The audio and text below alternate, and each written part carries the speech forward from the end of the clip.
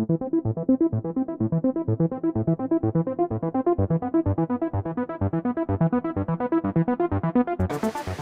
Assalamualaikum warahmatullahi wabarakatuh. Selamat datang kembali di podcast Beruga Demokrasi KPU Kabupaten Lombok Barat. Kita berada di Jendela Laut, Dusun Pelolat, Desa Bengkaung, Kecamatan Batu Layar, Kabupaten Lombok Barat. Kali ini kita ditemani oleh beberapa orang komisioner. Yuk kita temui mereka di dalam.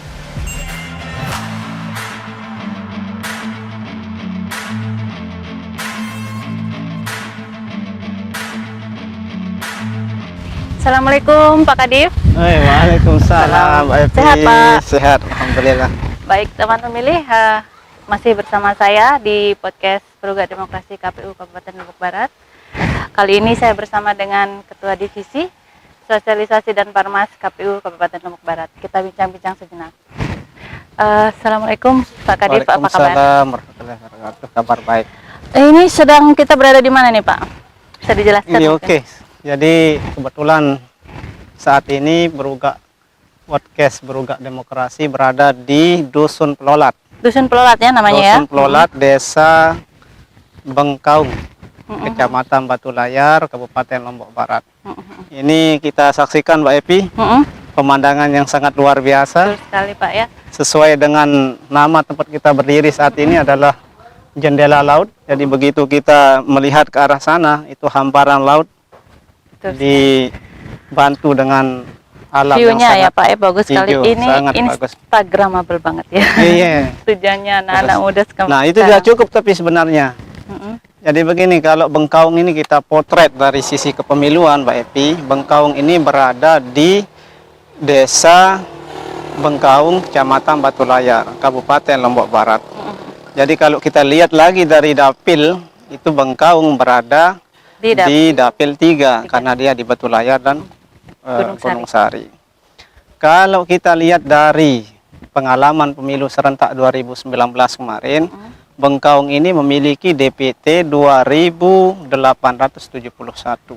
DPT. Dan yang suara sah itu adalah 2.373. Hanya 103 surat suara yang tidak sah yang ada di Bengkaung. Jadi dapat kita simpulkan selain memiliki hazanah, pesona, keindahan pemandangan yang ada di Bengkaung. Ya, seperti contohnya ini di sini nih Pak ya. kepedulian terhadap pemilu juga tinggi. Kita lihat partisipasinya per desa ini 87, sekian. Cukup tinggi Pak ya. Sangat tinggi bahkan. Itu tingginya melebihi dari standar nasional yang sudah ditetapkan itu oleh untuk Bengkaung KPU. sendiri. Untuk Bengkaung sendiri. Jadi sangat menarik kita kaji Bengkaung ini dari sisi kepemiluan. Itu berarti sadar pemilunya di daerah Bengkaung sini cukup tinggi juga Pak. Sangat tinggi, kepeduliannya sangat tinggi, tingkat partisipasinya sangat tinggi. Tapi ada satu berita buruk sebenarnya. Artinya yang kurang bagus kita dengar dari perspektif ini, bahwa ada satu desa yang ada di Batu Layar ini justru partisipasinya rendah. Rendahnya itu di bawah standar nasional. Itu ada salah satu desa yang ada di Kecamatan Batu Layar. Nah, ini sebenarnya untuk menjadi catatan kita sebenarnya ke depan, partisipasi rendah ini dapat kita tingkatkan. Tingkatkan tidak hanya secara kuantitas, mungkin juga secara kualitas. Betul.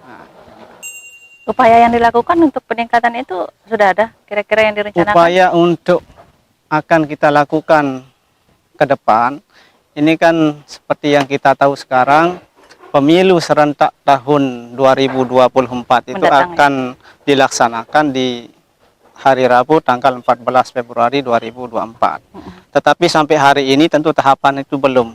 Kalau kita menengok undang-undang pemilu itu 20 bulan. Dari itu kita tarik. Artinya persiapan jelang masuk tahapan itu Mbak Epi tentu dari divisi saya terus melakukan sosialisasi. Betul sekali. Sosialisasi, pendidikan pemilih, partisipasi masyarakat itu tetap kita kaji dan sumber daya manusia. Baik, saya kaitkan lagi kembali Pak ya, menjelang pemilu 2024 mendatang nih, dari sisi divisi Bapak sendiri nih ya. Bapak bisa disebutkan divisinya ya, silakan mungkin teman pemilih ingin mengetahui dengan lebih jelas mungkin. Baik, teman pemilih yang ada di Lombok Barat, jadi saya Riyadi, Ketua Divisi Sosialisasi, pendidikan pemilih, partisipasi masyarakat, dan sumber daya manusia yang ada di KPU Lombok Barat. Nah, dikaitkan dengan itu Pak, persiapan apa kira-kira yang dilakukan oleh divisi Pak Kadip sendiri dalam menyambut jelang tahapan pemilu 2024 mendatang? Mungkin bisa diceritakan kepada teman pemilih kita. Baik, teman pemilih yang saya hormati, jadi begini Mbak Epi. Saya cerita lebih panjang aja. Silakan, ya. Pak, silakan. Di kantor KPU Lombok Barat itu ada 5 divisi. Satu divisi keuangan umum dan logistik yang itu dirangkap oleh Pak Ketua. Ada yang kedua divisi teknis, itu yang dirangkap oleh Pak Saiful. Ada divisi perdatin, perencanaan, data dan informasi, itu Pak Mashur. Dan ada hukum dan pengawasan, itu Pak Haji Amrullah. Dan saya sendiri di sosialisasi, pendidikan pemilih, partisipasi masyarakat, dan sumber daya manusia. Saya ingin sampaikan bahwa kelima divisi yang ada di kantor KPU Lombok Barat maupun di kantor KPU yang lain, sesungguhnya tidak ada yang nganggur. Betul. Semua kita sibuk melaksanakan tugas kita sehari-hari. Nah, misalkan di sosialisasi sekarang ini, walaupun sekali lagi saya sampaikan ini kita belum masuk tahapan, tetapi divisi saya sosialisasi, terus kita melakukan sosialisasi, menyebarkan informasi kepemiluan kepada masyarakat Lombok Barat, dan itu tidak hanya dunia nyata semacam ini, tapi kita juga memaksimalkan dunia maya. Makanya di Lombok Barat itu memiliki platform, Mbak Epi.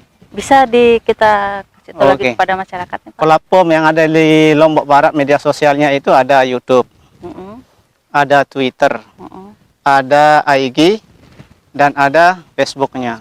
Nah, bagi teman pemilih yang ada di Lombok Barat mungkin bisa buka, misalkan di YouTube-nya itu KPU KAP Lombok Barat. Facebooknya KPU KAP Lombok Barat, IG-nya KPU_Lobar, dan Twitter @KPU_Lobar. Nah, itu bisa dicek semua kegiatan kita, kegiatan sosialisasi teman-teman yang ada di KPU Lombok Barat, kegiatan rutinitas kita di kantor juga ada. Gitu.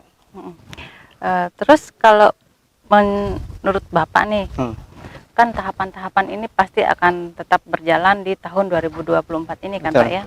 Meskipun mungkin bulannya bisa dimungkinkan kalau ditarik mundur 20 bulan. Masuknya kira-kira bulan Juni, Pak, ya? Iya, kurang lebih bulan Juni. Harapan Bapak sendiri nih terhadap pemilu kita ke depan ini, apa sudah ada yang diharapkan gitu kepada peserta pemilu kita, kepada teman pemilih kita gitu, Pak? Harapan saya di divisi saya, dari perspektif saya, jadi pertama, sosialisasi ini harus kita terus galakkan, kita terus lakukan penyebaran informasi kepemiluan, agar jangan sampai gawe nasional ini tidak serasa gawe nasional. Betul, betul. Jadi semua orang yang ada di masyarakat Lombok Barat ini harus tahu persejarahnya 14 Februari 2024 itu. Itu dari sisi sosialisasi. Muaranya sosialisasi itu, Mbak Epi, itu bisa meningkatkan partisipasi masyarakat itu secara kuantitas. Nah, makanya pemilu kemarin itu kita sudah jauh melampaui standar nasional. Berikutnya ada nomenklatur pendidikan pemilih. Pendidikan pemilih dengan sosialisasi ini kalau kita lebih akademis, itu hanya dapat kita bedakan di atas kertas, sosialisasi pendidikan pemilih. Tetapi dalam pragmatisnya di lapangan itu kadang-kadang susah, apakah ini kegiatan sosialisasi atau pendidikan pemilih. Tetapi muaranya pendidikan pemilih ini adalah meningkatkan kualitas pemilih yang ada di Lombok Barat. Misal, Mbak Epi, tahun 2019 kemarin pemilu serentak, ada persentase dari pemilih itu yang salah coblos atau mungkin kategori surat suara yang rusak, itu mungkin bisa kita minimalisir pada pemilu serentak tahun 2024 yang akan datang. Itu caranya dengan pendidikan pemilih tadi, Pak, ya? Pendidikan pemilih. Partisipasi masyarakat, tentu harapan kita ke depan, Mbak Epi, kita bisa pertahankan apa capaian kita secara kualitas maupun secara kuantitas kemarin. Itu mungkin bisa kita tingkatkan, Pak, ya? Kita tingkatkan lebih dari itu, karena 100% kan jadi cita-cita. Tingkat partisipasi pemilih ini, apakah itu menjadi salah satu indikasi bahwa pemilu kita itu cukup berhasil, Pak Kadip? Iya, betul. Dapat dijadikan indikator. bahwa pemilu yang sukses itu salah satunya adalah partisipasi Tingkat masyarakat. Karena di undang-undang disebutkan pemilu itu dilaksanakan atas dasar partisipasi masyarakat. Benar sekali. Logikanya bahwa tanpa partisipasi masyarakat, pemilu itu nyaris bisa kita simpulkan itu gagal. Gitu. Satu suara itu sangat berarti. Satu suara itu sangat berarti Betul untuk sekali. masa depan. Pemilu itu tidak hanya sebagai sarana kedaulatan untuk memilih, sebagaimana bahasa undang-undang itu, Mbak Evi. Tetapi pemilu itu bisa saja menjadi momentum masyarakat untuk ikut menentukan arah bangsa. Gitu. Karena demokrasi kan ini juga kita sudah istilahkan seperti pesta, Pak, ya. Itu Betul, harus melibatkan semua dari rakyat. kita, ya. Ada penyelenggara di sana, ada peserta di sana, Ya. dan ada juga pemilih di sana. Ya, mungkin terakhir ada yang ingin Pak Kadip sampaikan sebagai saran gitu kepada teman pemilih kita? Saya hanya cukup berharap kepada pemilih atau teman pemilih yang ada di Lombok Barat, itu jangan sampai lupa hari Rabu tanggal 14 Februari 2024, pemilu serentak. Semua yang punya hak suara datang ke TPS untuk menyalurkan hak suaranya. Itu satu. Yang kedua, secara pendidikan pemilih, ini juga perlu masyarakat ikut serta untuk mendengarkan visi misi maupun program para calon kita besok, agar tidak salah pilih, tidak asal pilih.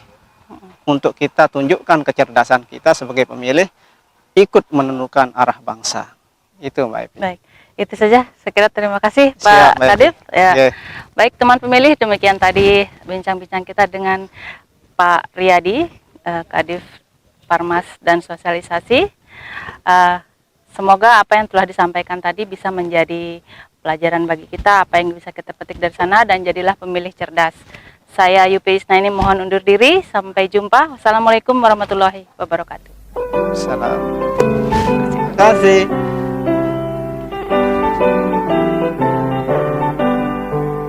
Pemilihan umum telah memanggil kita, seluruh rakyat menyambut gembira.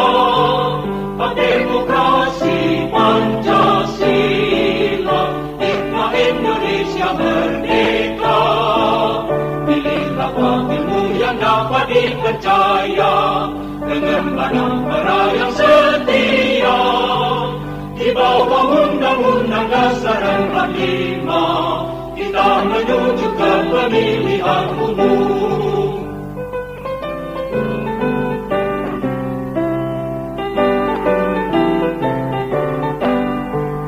Pemilihan umum telah memanggil kita,